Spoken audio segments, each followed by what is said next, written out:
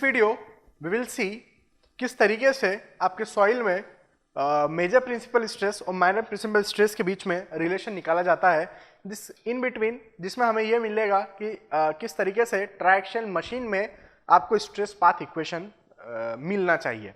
तो वो हम यहाँ पर डिराइव करने वाले हैं, देखने वाले हैं कि किस तरीके से पूरी पिक्चर क्रिएट होती है सॉइल के अंदर जब सॉइल में शेयरिंग स्टार्ट होता है। अच्छा, मैं अभी फिलहाल में कोई ट्रायक्सियल मशीन के बारे में, ट्रायक्सियल टेस्ट के बारे में डिस्कस नहीं करूंगा, उसके जो रिजल्ट्स मिलने वाले हैं उसके बारे में डिस्कस करूंगा। हो नेक्स्ट वीडियो में हम नेक्स्ट के कुछ वीडियोस में हम बात करेंगे ट्रायक्सियल पे, डायरेक्ट शेयर टेस्ट पे, मींस इन टेस्ट पे हम बात करेंगे किस तरीके से परफॉर्म किए जाते हैं। अभी मैं उस पर क्या रिजल्ट्स मिलने वाले हैं, किस तरीके से क्या इक्वेशन ड्राइव होने वाली है, जिस पे number of gate questions frame होते हैं, उस पर पहले मैं बात करता हूं। तो पहले हम यहां पर देखते हैं कि सपोज मैं क्या कर रहा हूं, मेरे पास एक फुटिंग है, एक ग्राउंड सरफेस है जिसके अंदर मैंने फुटिंग इंसर्ट कर रखा है और इस फुटिंग के नीचे एक मैंने सॉइल एलिमेंट लिया है। ये कोई सॉइल एलिमेंट मैंने लिया है जिसका मैं स्टेट ऑफ स्ट्रेस यदि मैं बनाना चाहूं तो कुछ इस तरीके से बना सकता हूं कि यहां पर आपके मेजर प्रिंसिपल स्ट्रेस लग रहे होंगे सॉइल एलिमेंट पर और माइनर प्रिंसिपल स्ट्रेस लग रहे होंगे हॉरिजॉन्टल डायरेक्शन में। यह हमने पिछले हमारे वीडियो में भी डिस्कस किया था। तो इस पर्टिकुलर केस के अंदर आप क्या देख सकते हैं, क्या मैं इस स्टेट ऑफ स्ट्रेस के लिए मोहर सर्कल डिराइव कर सकता हूं, क्या मोहर सर्कल ड्रॉ कर सकता हूं क्या? बिल्कुल कर सकता हूं। तो देखते हैं इस पर्टिकुलर केस के लिए how to draw the Mohr circle. तो क्या करते थे हम, यहां पर शेयर स्ट्रेस टाउ का वैल्यू लेते थे और उसके बाद यहां पर हम क्या करते थे, नॉर्मल स्ट्रेस का वैल्यू ले लेते थे। ठीक है, अच्छा ये नॉर्मल स्ट्रेस, ये सभी जो मैंने लिए हैं, मैंने आपको पिछली वीडियो में पढ़ाया था, जो मोहर कुलाम्स थ्योरी है वो क्या है, मॉडिफाई हो चुकी है, जिसमें हमें क्या करना है, इफेक्टिव स्ट्रेसेस कैलकुलेट करना है। तो ये सभी वैल्यूज जो है वो इफेक्टिव है, effective major principal stress, effective minor principal stress. तो यहाँ पर आपको इफेक्टिव नॉर्मल स्ट्रेस लेना होगा। अब बात करते हैं कैसे हम मोहर सर्कल बनाते हैं। स्ट्रेंथ ऑफ मटेरियल में हम काफी बार डिस्कस करते हैं। स्ट्रेंथ ऑफ मटेरियल से मैं यहाँ पे क्या कर रहा हूँ, देखिए सबसे पहले मैंने क्या लिया, मेजर प्रिंसिपल स्ट्रेस सिग्मा 1 का नॉर्मल स्ट्रेस ले लिया। तो सपोज ये आपका कोई एक पॉइंट है, ओ ओरिजिन है, और आपने एक प्लेन लिया है यहाँ पर, सपोज ये आपका जो प्लेन है, ये जो प्लेन है, ये प्लेन इज सपोज ए। तो यहाँ पर मोहर सर्कल के अंदर आपके जो प्लेन होते हैं वो क्या बन जाते हैं उसके पॉइंट्स। तो अभी फिलहाल में इसको मैं क्या बता रहा हूँ, एक पॉइंट लिया मैंने जिसका नाम दिया मैंने ए। उसके बाद मैं क्या कर रहा हूं यहां पर ये वाला देखते हैं, ये वाले प्लेन पे कितने लग रहे हैं, सिग्मा 3 लग रहे हैं मैंने लिया, जो कि सिग्मा 1 बड़ा है, मेजर प्रिंसिपल स्ट्रेस है, और सिग्मा 3 माइनर प्रिंसिपल स्ट्रेस है। अब मैंने कोई पॉइंट ले लिया यहां पर बी, तो यहां से ओ से लेकर ए तक ये हो गया आपका मेजर प्रिंसिपल स्ट्रेस, और ओ से लेकर बी तक ये हो गया आपका minor principal stress. Mohr circle draw करने के लिए हम क्या करते हैं, इन दोनों पॉइंट्स के बीच में एक पॉइंट लेते हैं जिसे हम नाम दे देते हैं सपोज सी, और ये सेंटर हो जाता है एक्चुअली इस ए बी डिस्टेंस का, और सी पे राउंडर को रखते हुए हम क्या करते हैं, एक मोहर सर्कल कुछ इस तरीके से ड्रॉ कर लेते हैं। परफेक्ट सर्कल बनाना आप लोग जब भी आप स्टडी करें, ये मैंने क्या किया, एक सर्कल ड्रॉ कर दिया है। जैसे ही मैंने एक सर्कल ड्रॉ किया, मैं क्या निकालना चाहता हूं, कोई भी एक प्लेन पकड़ लूं, यदि ये प्लेन कोई थीटा एंगल पर है तो मोहर सर्कल में ये कितना एंगल बन जाता है, 2 थीटा। इस प्लेन पर मैं क्या निकालना चाहता हूं, इस प्लेन पर मैं दो वैल्यूज हमें निकालना चाहता रहता हूं। फर्स्ट निकालना चाहता हूं नॉर्मल स्ट्रेस, एंड सेकंड में निकालना चाहता हूं शेयर स्ट्रेस टाउ। तो इस प्लेन पर मुझे नॉर्मल स्ट्रेस और शेयर स्ट्रेस निकालना है, तो कैसे मैं निकालूंगा, यहां पर एक प्लेन बनाऊंगा 2 थीटा पर।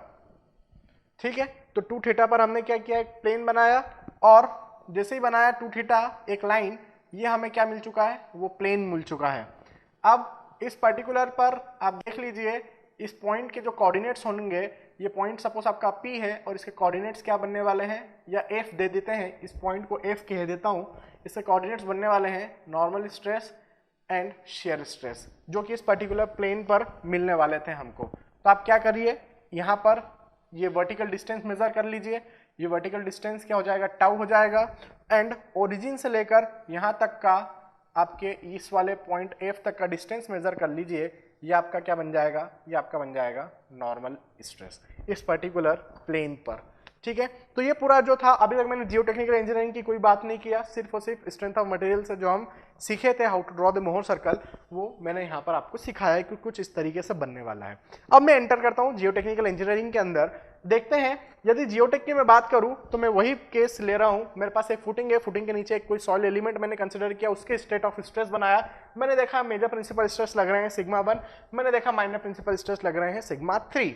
तो यहाँ पर ये मैं एलिमेंट बना रहा हूँ। ये एलिमेंट है आपका सॉइल का, जिसमें मेजर प्रिंसिपल स्ट्रेस सिग्मा 1 हो चुके हैं और माइनर प्रिंसिपल स्ट्रेस क्या हो चुके हैं, सिग्मा 3 हो चुके हैं।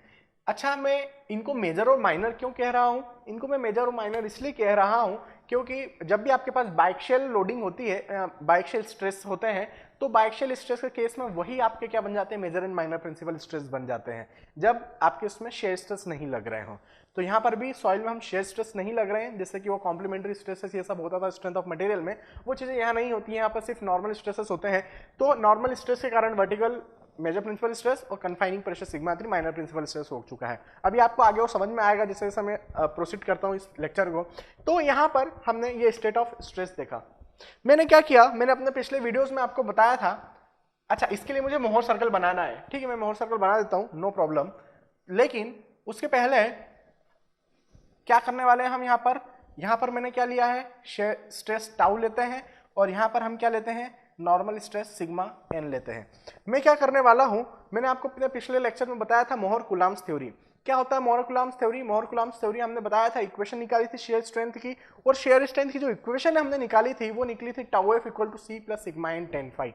और मैंने कुछ इस तरीके से फिगर बनाया था कि ये वैल्यू थी आपकी कोहेजन की सी, और ये जो था आपका एंगल वो था आपका phi, angle of internal friction.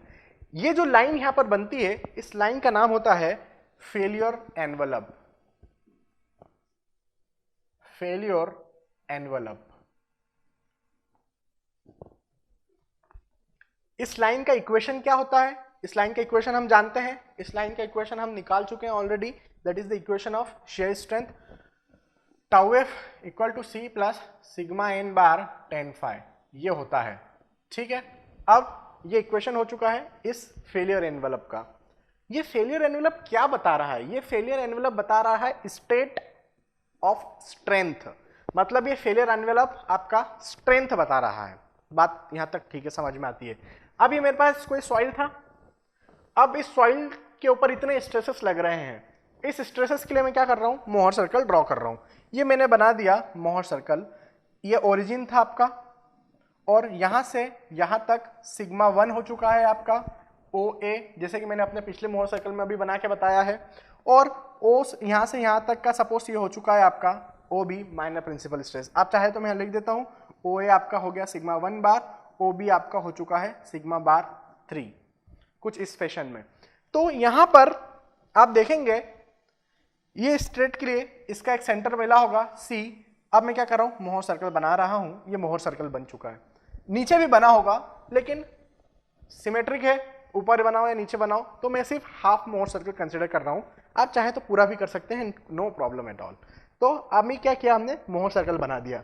Mohr circle क्या बताता है? मोहर सर्कल ये बताता है, मतलब Mohr circle shows the state of stress. बहुत इंपॉर्टेंट चीजें समझने की कोशिश करते हैं। Mohr circle shows the state of stress. और फेलियर एनवलप क्या बताता है? फेलियर एनवलप बताता है स्टेट ऑफ स्ट्रेंथ। आप देखिए स्ट्रेंथ ज्यादा है, स्ट्रेस कम है, सॉइल स्टेबल कंडीशन में, सॉइल फेल नहीं हो रही है। और मैं देखता हूं केस, मैंने क्या किया, एक और मोहर सर्कल बनाया, वो मोहर सर्कल मैंने क्या किया, इनकी वैल्यूज बढ़ा दी, सिग्मा 1 और सिग्मा 3 की वैल्यूज बढ़ा दी, ज्यादा नंबर ऑफ फ्लोर्स बना दिए स्ट्रक्चर में। अब सिग्मा 1 बार बढ़ चुका, सिग्मा बार 3 बढ़ चुका है, उसके लिए मोहर सर्कल बनाता हूं। तो ये हो गया, उसके लिए मोहर सर्कल ए बढ़ चुका है। अब इसका सेंटर यहां कहीं पर आ चुका है। अब बनाओ मोहर सर्कल, ये बन गया मोहर सर्कल। अभी भी देखिए स्ट्रेंथ ज्यादा है, स्ट्रेस कम है, Mohr circle state of stress बता रहा है, failure envelope state of strength बता रहा है। अभी भी सॉइल फेल नहीं हुई है। अब मैंने क्या किया, और स्ट्रेसेस की वैल्यू बढ़ा दी, स्ट्रेसेस की और ज्यादा वैल्यू में क्या कर रहा हूं, बढ़ाते जा रहा हूं, और ज्यादा वैल्यू बढ़ गई स्ट्रेसेस की। अब बनाओ मोहर सर्कल। अब मोहर सर्कल क्या कर रहा है, कुछ इस तरीके से हमने मोहर सर्कल बनाया, मतलब ये थोड़ा सा सर्कुलर रहेगा। तो मैं देखता हूं कि इस बार जब मैं स्ट्रेस, माइनर प्रिंसिपल स्ट्रेस और मेजर प्रिंसिपल स्ट्रेस की वैल्यूज बढ़ा रहा हूं, तो कुछ इस तरीके से मोहर सर्कल मिल रहा है जो आपके फेलियर एनवेलप को क्या कर रहा है, टच कर रहा है। मतलब ये आपकी क्या आ चुकी है, क्रिटिकल कंडीशन आ चुकी है। मतलब सॉइल के जो स्ट्रेसेस है वो स्ट्रेंथ के बराबर हो चुके हैं। अभी सॉइल फेल हो चुकी है क्या, अभी फेल नहीं हुई है, ये क्रिटिकल कंडीशन में आ चुकी है। तो यहां पर इस पर्टिकुलर पॉइंट पर यदि मैं शेयर स्ट्रेस, ये पॉइंट मेरा हो गया है F, इस पर्टिकुलर पॉइंट पे कितना शेयर स्ट्रेस लग रहा है वही तो शेयर स्ट्रेंथ के बराबर हो जाएगा, क्योंकि फेलियर एनवेलप क्या बताता है, ये बताता है स्टेट ऑफ स्ट्रेंथ बता रहा है, और मोहर सर्कल क्या बता रहा है, वो स्टेट ऑफ स्ट्रेस बता रहा है। दोनों को मैच कर दो, जहां किस पॉइंट पे यदि मिल रहे हैं तो वो क्या हो जाएगी, आपकी क्रिटिकल कंडीशन हो जाएगी, सॉइल वहां पर फ्लो हो सकती है, मतलब फेल हो सकती है। तो ये वो पॉइंट है जहां पर फेलियर एनवेलप को टच कर रहा है आपका Mohr circle for the given value of principal and minor stresses, major and minor principal stresses.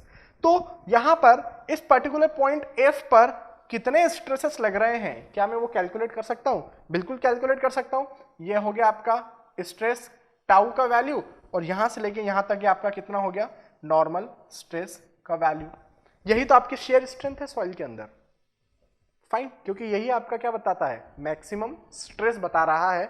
अब और बढ़ाओ यदि इसके अंदर स्ट्रेस, तो मोहर सर्कल इस फेलियर एनवेलप को भी क्रॉस करते हुए ड्रॉ किया जाएगा, राइट। तो मैं यहां पर ये कंक्लूजन देता हूं कि आपका जो मोहर सर्कल है, यदि वो फेलियर एनवेलप के नीचे ड्रॉ हो रहा है, मतलब आपकी सॉइल जो है वो सेफ है, स्टेबल कंडीशन में है। लेकिन फेलियर एनवेलप आपका आपका जो मोहर सर्कल है वो फेलियर एनवेलप को टच कर रहा है, मतलब सॉइल क्रिटिकल कंडीशन में आ चुकी है। फेलियर एनवेलप यदि उसको भी क्रॉस कर जाए, आपका जो मोहर सर्कल है वो फेलियर एनवेलप को भी क्रॉस कर जाए, मतलब सॉइल फेल हो चुकी है। तो जो हमारी क्रिटिकल कंडीशन है वही हमारे लिए जरूरी है, क्योंकि वहीं पर चांसेस है फेल होने के, तो वही मैं वैल्यू निकालना चाहता हूं। यहां पर अब वही पूरे पिक्चर में अलग से पूरा बनाता हूं, और हम इसका डेरिवेशन देखते हैं, किस तरीके से हम यहाँ पर मेजर और माइनर प्रिंसिपल स्ट्रेस के बीच में डिफरेंस निकालते हैं, किस तरीके से हम यहाँ पर पूरा कैलकुलेशन देखते हैं। तो देखिए मैं क्या ले रहा हूँ, एक क्रिटिकल कंडीशन लिया मैंने मोहर सर्कल का, किस तरीके से हम पिक्चर क्रिएट करते हैं यहाँ पर वो समझने की कोशिश करते हैं। डेरिवेशन देख रहे हैं हम,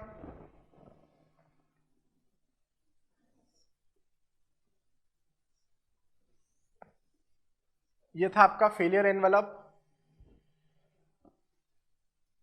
ठीक है। तो यहां से लेके यहां तक ये आपकी किसकी वैल्यू हो चुकी है, कोहेजन C का वैल्यू हो चुका है। यहां था ये आपका ओरिजिन, और ये आपका मोहर सर्कल। मोहर सर्कल जो है वो फेलियर एनवेलप को यहां कहीं पर टच कर रहा है। इस पॉइंट को नाम दे देता हूं मैं F। ये आपका क्या था, फेलियर एनवेलप था। इस फेलियर एनवेलप की जो इक्वेशन है वो क्या होने वाली है, फेलियर एनवेलप की जो इक्वेशन है that will be tau f equal to C plus sigma n tan phi होने वाली है, जो कि इफेक्टिव स्ट्रेसेस के लिए होगी। अब यहां से ये था आपका कोई प्लेन A, ये था आपका कोई प्लेन B, ठीक है, और F पे ये इन दोनों का बीच का मैंने क्या ले लिया है, सेंटर ले लिया है C। अच्छा मैं यहाँ पे लिख दूं इसको मैंने क्या किया, पीछे एक्सटेंड किया। आप देखेंगे ये जो फेलियर एनवेलप है इसको मैं पीछे क्या कर रहा हूँ, कुछ इस तरीके से एक्सटेंड कर रहा हूँ, लीनियरली एक्सटेंड किया। तो अच्छा समझने की कोशिश करते हैं, ये जो एंगल है ये कितना होता है, angle of internal friction phi के बराबर होता है। तो डेफिनेटली यहाँ पर इस लाइन को जब एक्सटेंड कर रहा हूँ तो ये जो एंगल बनने वाला है ये एंगल भी कितना ही बनने वाला है, सेम बनने वाला है फाई, ठीक है। तो ये एंगल भी मेरे पास कितना हो गया, फाई हो चुका है। अच्छा ये वैल्यू कितनी होगी यहां से लेकर यहां तक की, ये पॉइंट का नाम दे दूं यदि मैं कि ये Z है, तो ओ ओरिजिन से लेकर जेड तक की वैल्यू कितनी हो जाएगी, ये सी है, ये फाई है। आपको इस बार परपेंडिकुलर पता है, बेस नहीं पता है, मतलब आपको वैल्यू किसमें मिलेगी, कॉट में। आप लिखिए tan phi equal to perpendicular divide by base, base का वैल्यू हमें निकालना है, तो क्या हो जाएगा c divide by tan phi, मतलब आपको क्या वैल्यू मिलने वाली है यहाँ पर c cot फाई। तो c cot फाई आपको मिल चुका है। ये फाई डैश है, हर जगह यदि कहीं पर मैं c लिख रहा हूँ या फाई लिख रहा हूँ तो that means c dash and phi dash है। इफेक्टिव स्ट्रेसेस के रिस्पेक्ट में हम बात करेंगे। तो c cot फाई डैश इसकी वैल्यू हो चुकी है। यहाँ पर मैं गिवन डेटा लिख देता हूँ, यदि आप चाहें तो o से a तक क्या है मेरे पास, मेजर प्रिंसिपल स्ट्रेस है। पहले मैंने o से a तक मेजर प्रिंसिपल स्ट्रेस लिया, उसके बाद o से b तक क्या लिया मैंने, माइनर प्रिंसिपल स्ट्रेस लिया सिग्मा बार 3। उसके बाद क्या देख सकते हैं OC की वैल्यू क्या निकलती है यहाँ पर, यदि मैं OC पूछूं आपसे। अच्छा पहले OC बताइए, OC कितना हो जाएगा, आप ये लीजिए सिग्मा 1, यहाँ से लेके यहाँ तक सिग्मा 1 है, यहाँ से लेके यहाँ तक सिग्मा 3 है, तो OC क्या हो जाएगा, इनका एवरेज निकल जाएगा सिग्मा 1 बार प्लस सिग्मा 3 बार बाय 2। ये वैल्यू आपका OC का आ चुका है। अब इसके अंदर आप OZ निकाल सकते हैं क्या, OZ सॉरी हाँ OZ कितना है, यहाँ से लेके यहाँ तक c cot फाई डैश है, तो ये वैल्यू मेरे पास कितनी हो गई c cot फाई डैश। क्या मैं c से z तक की वैल्यू निकाल सकता हूँ, बिल्कुल निकाल सकता हूँ। तो c से z तक की वैल्यू मेरे पास कितनी हो जाएगी, OC प्लस OZ। तो यहाँ पर OC प्लस OZ कितना वैल्यू हो चुका है मेरे पास, sigma 1 bar plus sigma bar 3 divide by 2 plus c cot phi dash. ये मेरे पास CZ का वैल्यू बन चुका है। और देखते हैं इसके अंदर क्या निकाला जा सकता है। इसके अंदर आप देख सकते हैं यहाँ पर रेडियस निकाल सकते हैं क्या इस मोहर सर्कल की। मैंने क्या किया, ये पॉइंट को इससे कनेक्ट किया CF।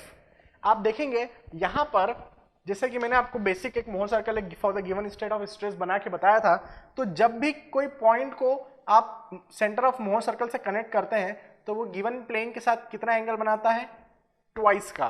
तो जो ये प्लेन था आपका, जो स्टेट ऑफ स्ट्रेस था, इसी स्टेट ऑफ स्ट्रेस के लिए मैंने नेक्स्ट ये वाला मोहर सर्कल यहाँ पर बनाया है। तो यहाँ पर मैं मान रहा हूँ कि ये एंगल जो हुआ होगा फेलियर प्लेन का एंगल, वो अल्फा हुआ होगा। तो यहाँ पर ये कितना एंगल बना रहा है आपका, 2 अल्फा का। यहाँ आप देखेंगे स्टेट ऑफ स्ट्रेस में कोई भी एक फेलियर प्लेन है, मैं मान रहा हूँ, मैं मान लिया हूँ कि ये आपका क्या है, फेलियर प्लेन है, कि इस प्लेन पर सॉइल क्या करने वाली है, फेल करने वाली है। There are two different things, एक फेलियर एनवलप है, एक फेलियर प्लेन है, दोनों अलग अलग चीजें हैं। Failure envelope state of strength बता रहा है आपके सॉइल में, और जो फेलियर प्लेन है वो अल्फा है, कि इतने एंगल पे यदि मैं बोल रहा हूँ अल्फा 30 डिग्री है, मतलब 30 डिग्री पे आपका सॉइल क्या हो रहा है, फेल होने वाला है। मैं बोल रहा हूँ अल्फा 65 डिग्री है, तो 65 डिग्री पे सॉइल क्या होने वाला है, फेल होने वाला है, तो वो है अल्फा। तो यहां पर उस फेलियर प्लेन पर, इस फेलियर प्लेन अल्फा पर कितने वैल्यू ऑफ नॉर्मल स्ट्रेस है, कितनी वैल्यू ऑफ शेयर स्ट्रेंथ है, that I want to calculate. तो मैंने क्या किया, वही यहां पर टच कर रहा है आपका पॉइंट फेलियर एनवलप को, मतलब यहीं पर सॉइल इस पर्टिकुलर लोकेशन पर फेल होने वाली है for the given values of stress and strength. तो यहां पर ये कितना एंगल बना देगा, यदि C से F को कनेक्ट करूं तो डेफिनेटली 2 अल्फा का, क्योंकि मैं मान रहा हूं अल्फा पे फेल होने वाला है, तो ये मोहर सर्कल में ट्वाइस बन जाता है। तो ये वैल्यू कितना बन चुका है, 2 अल्फा का बन चुका है। अब CF की वैल्यू निकाल सकते हैं क्या, CF क्या बता रहा है, it is the radius of the Mohr circle. तो यहां पर मैं जानता हूं रेडियस ऑफ मोहर सर्कल कितना निकलता है। पहले आप देखिए, यदि मैं बात करूं CA का या CB का, आपको O से लेके A तक की वैल्यू पता है, O से लेके B तक की वैल्यू पता है, क्या ये निकाल सकते हैं इतनी। AB क्या हो जाएगा, diameter of the Mohr circle कितना हो जाएगा, सिग्मा 1 माइनस सिग्मा 3 हो जाएगा। इसका हाफ कर दो, रेडियस मिल गई, मतलब AC कितना है, वो है sigma 1 minus sigma 3 by 2, BC कितना है, sigma 1 minus sigma 3 by 2, radius हो गई। CF भी क्या है, रेडियस ही तो है, तो उसकी भी वैल्यू यहाँ पर मेरे पास कितनी आ जाएगी, CF की जो वैल्यू है, CF will be equal to हो जाएगा sigma 1 minus sigma 3 by 2 effective stresses. ठीक है, तो मुझे जो मेन काम था वो काम था इसका, इसका और ये जो CF है इसका। ये 3 वैल्यूज मुझे चाहिए थी। देखते हैं क्यों चाहिए था। अब मैं क्या कर रहा हूं, आपको एक ट्रायंगल नजर आ रहा है यहां पर ZFC। ये ट्रायंगल मैं पहले यहां पर बता देता हूं। ये ट्रायंगल मैं यहां पर बना रहा हूं। देखिए यहां पर मैं ट्रायंगल बना देता हूं। ये मैंने बनाया ट्रायंगल, ये था आपका C, ये है आपका Z, और ये पॉइंट जो था वो F। आपको नोटिस करना चाहिए कि आपका जो मोहर सर्कल है इस फेलियर एनवेलप को क्या कर रहा है, टच कर रहा है। मतलब ये जो एंगल है ये कितना बनने वाला है, ये 90 डिग्री बनने वाला है, क्योंकि टेंजेंट है फेलियर एनवेलप आपके गिवन मोहर सर्कल पर। ठीक है, तो ये एंगल जो है वो मैं मान रहा हूं ये कितना आ गया है मेरे पास, 90 डिग्री आ चुका है।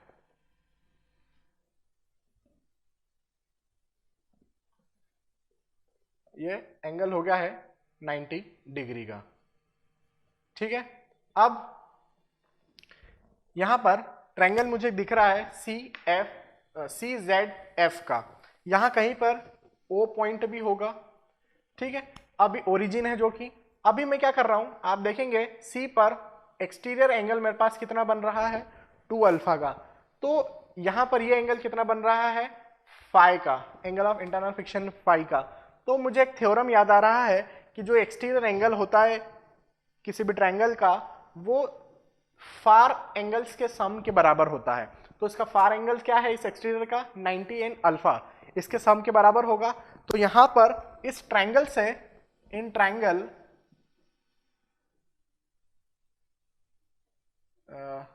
इन द ट्रायंगल CZF, इसके अंदर आपको जो एंगल ऑफ इंटरनल फ्रिक्शन मिलने वाला है फाई है और 90 डिग्री है। तो थ्योरम से मैं लिख देता हूं 2 alpha equal to 90 degree plus phi. तो यहां से अल्फा की वैल्यू मुझे मिल जाती है 45 प्लस 5/2। तो ये मुझे किसकी वैल्यू मिल चुकी है, एंगल ऑफ फेलियर प्लेन की, अल्फा की। मतलब इतने एंगल पे आपकी सॉइल क्या होने वाली है, शेयर होने वाली है। तो ये मुझे एक चीज मिल चुका है, this is called angle of failure plane.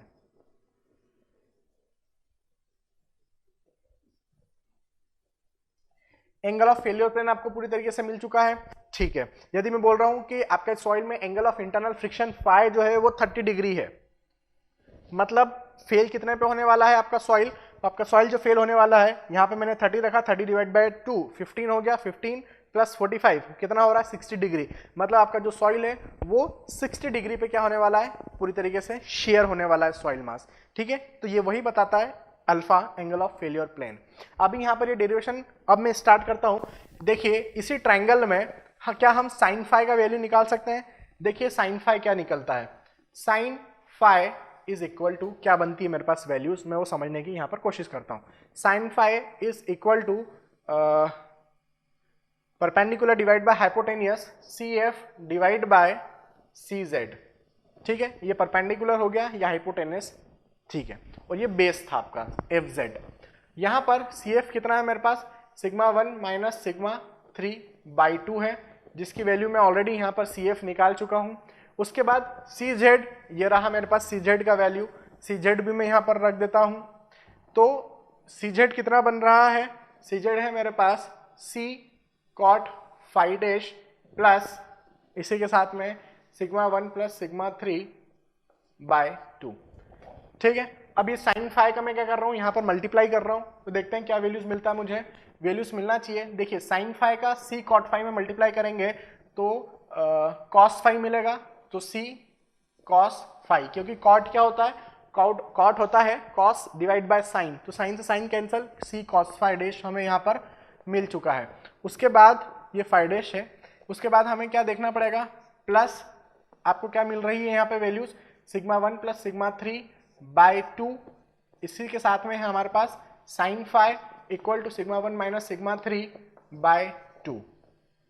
ये इक्वेशन मिला है। इस इक्वेशन में हम क्या लिखने वाले हैं, यहां पर मैं लिख देता हूं, इस इक्वेशन को मैं कुछ इस फैशन में लिख रहा हूं कि sigma 1 plus sigma 3/2 sine phi plus C cos phi equal to sigma 1 minus sigma 3/2। ये इक्वेशन जो है, ये equation is called stress path equation जो कि ट्रायक्सियल मशीन में आपको मिलेगा। जब मैं ट्रायक्सियल मशीन समझाऊंगा तो काफी अच्छे लेवल पे आपको ये चीजें समझ में आएगी कि एक्चुअली हो क्या रहा है, सिग्मा 1 क्या है, आखिर सिग्मा 3 क्या है, तो सभी आपको समझ में आएगा। हालांकि यहाँ से मुझे फिर भी क्लियर है कि ये स्टेट ऑफ स्ट्रेस है एक गिवन एलिमेंट के लिए, जिसके लिए मैंने मोहर सर्कल बनाया और ये सभी वैल्यूज के लिए मैं कैलकुलेट कर रहा हूँ। This equation is called state of the equation of stress path. So this we have equation of stress path. अच्छा, in some literature what you will find, इसको उन लोगों P दिया है, मैं इस फैशन में भी लिख सकता हूँ P plus C cos phi equal to Q. यह भी एक इक्वेशन इस फॉर्म में आप लिख सकते हैं। क्या लिखेंगे? P plus C cos phi equal to Q. P का वैल्यू क्या हो जाएगा? ये 1 प्लस साइन फाई, और Q का क्या वैल्यू हो जाएगा? Sigma 1 bar minus sigma bar 3 by 2। तो ये एक स्ट्रेस पाथ का इक्वेशन कुछ इस तरीके से फ्रेम होता है। वो ठीक है, मैं आगे देखता हूं। यहां पर इसी कैलकुलेशन को मैं आगे एक्सटेंड कर रहा हूं। क्या देखते हैं यहां पर? देखिए, क्या मैं इसको इस फैशन में लिख सकता हूं? इसको हम क्या कर रहे हैं, इसको हमने लिख दिया sigma 1 bar plus sigma 3 bar sine phi plus 2c cos phi equal to sigma 1 minus sigma 3 bar. क्या इस फैशन में लिख सकते हैं? 2 से 2 कैंसिल हो गया, 2 का मल्टीप्लाई किया मैंने दोनों साइड। अब मैं क्या लिख रहा हूं अब मैंने क्या किया, यहां पर इसको इधर लाए, इस वाले टर्म को मैं उधर ले गया हूं, तो मेरे पास वैल्यूज बन रहा है सिग्मा बार 3 कॉमन लिया 1 plus sine phi plus 2c cos phi equal to, और ये सिग्मा 1 साइन फाई उधर गया तो सिग्मा 1 बार कॉमन आ गया, मेरे पास वैल्यू मिली 1 माइनस साइन फाई का। इस इक्वेशन को मैं अरेंज कर रहा हूं यहां पर, और कुछ इस तरीके से लिख रहा हूं कि sigma 1 bar is equal to sigma bar 3 1 plus sine phi divide by 1 minus sine phi plus 2c, और मेरे पास है यहां पर cos phi divide by 1 minus sine phi. तो मुझे इस फैशन में एक इक्वेशन फ्रेम हुई है। ये इक्वेशन को मैं इस फैशन में लिख सकता हूँ sigma 1 bar is equal to sigma bar 3 1 plus sine phi divide by 1 minus sine phi. इसका वैल्यू क्या होता है 10 के टर्म में? It is 10 square 45 plus 5/2। 1 plus sine phi divide by 1 minus sine phi को हम coefficient of passive earth pressure भी बोलते हैं, जो कि अभी मैं नेक्स्ट सम वीडियोज में हम डिस्कस करने वाले हैं। प्लस यहाँ पर 2c cos phi divide by 1 minus sine phi, ये क्या बन जाएगा आपका? ये बन जाएगा आपका 10 45 प्लस 5/2। तो यहाँ पर मुझे एक इक्वेशन मिल चुका है sigma 1 bar equal to sigma bar 3 10 square 45 plus 5/2 plus 2c 10 45 plus 5/2 का। ये बहुत इंपॉर्टेंट इक्वेशन है जो कि ट्रायक्सियल मशीन का अपने आप में क्या है, एक रिजल्ट है। इसका यूज करते हुए आप क्या करेंगे, ट्रायक्सियल मशीन में जब आप टेस्ट करेंगे, ट्रायक्सियल टेस्ट अलग अलग सॉइल सैंपल के लिए, तो आप क्या देखेंगे, एक सैंपल के लिए एक इक्वेशन, दूसरे सैंपल के लिए दूसरी इक्वेशन। आपको सिग्मा 1 और सिग्मा 3 का वैल्यूज पता होगा। क्या देखेंगे, ये ट्रायक्सियल मशीन से मुझे ये रिजल्ट मिला है इक्वेशन का। ठीक है, जब भी मैं ट्रायक्सियल पढ़ाऊंगा आपको पूरा समझ में आएगा कि मैं क्या बात कर रहा हूं। अभी सिर्फ इतना समझने की कोशिश करते हैं कि ये बहुत इंपॉर्टेंट इक्वेशन है। मुझे निकालना क्या है, मेरा जो टारगेट होता है वो सिर्फ और सिर्फ shear strength of the soil which is equal to C plus sigma n bar 10 phi, ये निकालना होता है। सिग्मा n बार 10 फाई ये मैं जानता हूं कैसे निकालना है, मुझे सिर्फ जो निकालना है वो C और फाई का वैल्यूज निकालना है। कैसे निकालूं? तो ट्रायक्सियल मशीन का यूज करते हुए निकालूंगा, जिसमें मुझे ये इक्वेशन मिल रही है। तो मेरे पास एक सैंपल है सॉइल का, उसके लिए मुझे एक इक्वेशन मिल गया, तो जिसके अंदर मुझे सिग्मा 1 की भी वैल्यू पता होगी, सिग्मा बार 3 की वैल्यूज भी पता होगी। फिर मैंने दूसरी इक्वेशन ली, दूसरे सैंपल लिया सॉइल का, और वापस मुझे क्या मिल गई, एक दूसरी इक्वेशन मिल गई, जिसके अंदर वापस से मुझे सिग्मा 1 बार और सिग्मा बार 3 का वैल्यू पता होगा। मतलब अब मेरे पास दो सैंपल के मतलब दो इक्वेशन बन चुकी है, जिसके अंदर दो अननोन्स है फाई और सी। दो इक्वेशन, दो अननोन फाई एंड सी, तो हम क्या कर सकते हैं, वहां से फाई और सी का वैल्यू निकाल सकते हैं। जैसे आपने सी और फाई का वैल्यू निकाला, इस इक्वेशन में सी और फाई की जगह रख दूंगा और मैं क्या कर दूंगा, शेयर स्ट्रेंथ ऑफ सॉइल यहां से कैलकुलेट कर दूंगा। ये जो इक्वेशन है, इस इक्वेशन पर number of GATE problems frame हुए हैं, और जहां पर आपको मेजर प्रिंसिपल स्ट्रेस की वैल्यू दे सकते हैं, माइनर प्रिंसिपल स्ट्रेस की वैल्यू दे सकते हैं, और आपसे कोहेजन निकालने को कह सकते हैं, एंगल ऑफ इंटरनल फ्रिक्शन निकालने को कह सकते हैं। तो इस पूरे वीडियोस में हमने क्या डिस्कस किया, हमने डिस्कस किया कि यदि आपके पास मोहर सर्कल है और मोहर सर्कल क्या बताता है, स्टेट ऑफ स्ट्रेस बता रहा है, और स्टेट ऑफ स्ट्रेस जब बताता है, यदि वो फेलियर एनवेलप के नीचे ड्रॉ हो रहा है मोहर सर्कल, तो आपका सॉइल पूरी तरीके से स्टेबल है, सेफ है, क्योंकि सॉइल में कम स्ट्रेसेस आ रहे हैं और सॉइल पूरी तरीके से सेफ है, उसकी स्ट्रेंथ ज्यादा है, शेयर स्ट्रेंथ। लेकिन जैसे जैसे सॉइल पे स्ट्रेसेस बढ़ते जाते हैं, जैसे जैसे आप सॉइल पे नंबर ऑफ फ्लोर सपोर्ट आपकी बिल्डिंग में बढ़ाते चले जा रहे हैं, मोहर सर्कल की रेडियस बढ़ते चले जाएगी, मोहर सर्कल बड़ा होता चला जाएगा, और एक ऐसा केस आएगा कि जहां पर मोहर सर्कल आपके फेलियर एनवेलप को क्या कर देगा, टच कर देगा, वो आपकी क्रिटिकल कंडीशन आ चुकी है सॉइल में। इससे ज्यादा स्ट्रेस आप देंगे, इससे ज्यादा नंबर ऑफ फ्लोर्स आप प्रिपेयर करते हैं या फिर इससे ज्यादा लोडिंग देते हैं यदि, तो आपके सॉइल में क्या आने वाले हैं, शेयरिंग आने वाली है, क्रिटिकल कंडीशन पे पहुंच चुकी है, शेयर स्ट्रेस शेयर स्ट्रेंथ के बराबर आ चुके हैं। और इस पर्टिकुलर केस में जब शेयर स्ट्रेस शेयर स्ट्रेंथ के बराबर आ जाते हैं, आपका जो सॉइल होगा अल्फा इक्वल टू 45 प्लस 5/2 पे क्या हो जाएगा, पूरी तरीके से शेयर हो जाएगा। That I do not want. तो हमेशा मैं क्या रखता हूं, शेयर स्ट्रेस कम रखता हूं, शेयर स्ट्रेंथ ज्यादा रखता हूं। तो ये मैं कैसे रखूं, इसलिए मुझे यहाँ पे ये पूरा कैलकुलेशन करना पड़ा कि मुझे पहले शेयर स्ट्रेंथ ऑफ सॉइल निकालना है। तो यदि मैं शेयर स्ट्रेंथ ऑफ सॉइल निकालना चाहता हूं तो मुझे सी और फाई का वैल्यू कैलकुलेट करना होगा, और यही वो इक्वेशन है जहां से मैं सी एंड फाई का इक्वेशन क्या कर सकता हूं, कैलकुलेट कर सकता हूं सी और फाई का वैल्यू, और वहां से मैं क्या निकाल सकता हूं, शेयर स्ट्रेंथ निकाल सकता हूं। गेट 2015 या 16 में ये जो स्ट्रेस पाथ इक्वेशन है, यहां से भी एक क्वेश्चन 2 मार्क्स के लिए फ्रेम हुआ था, जिसमें हमें सी और फाई का वैल्यू निकालना था। तो इस इक्वेशन को क्या कर सकते हैं, इस इक्वेशन को कुछ इस फैशन में भी लिखा जा सकता है कि हम लिख सकते हैं P sine phi plus C cos phi equal to Q. तो यहां पर P जो है वो है आपका सिग्मा 1 प्लस सिग्मा 3/2 है, और Q जो है वो आपका है sigma 1 bar minus sigma bar 3 divide by 2। तो इस इक्वेशन ये इक्वेशन दिया गया था गेट 2015 या 16 में, एग्जैक्टली मुझे ईयर याद नहीं है, लेकिन वहां से इस फैशन में आप क्या कर सकते हैं, कैलकुलेशन कर सकते हैं और अपने आंसर्स निकाल सकते हैं। तो ये पूरा जो वीडियो था, ये पूरा लेक्चर जो था, ये मोहर सर्कल और उस पर based equation major principal and minor principal stress पर रिलेशन निकालने के लिए हमने निकाला था ये discussion. I hope you people enjoyed this lecture. Thank you.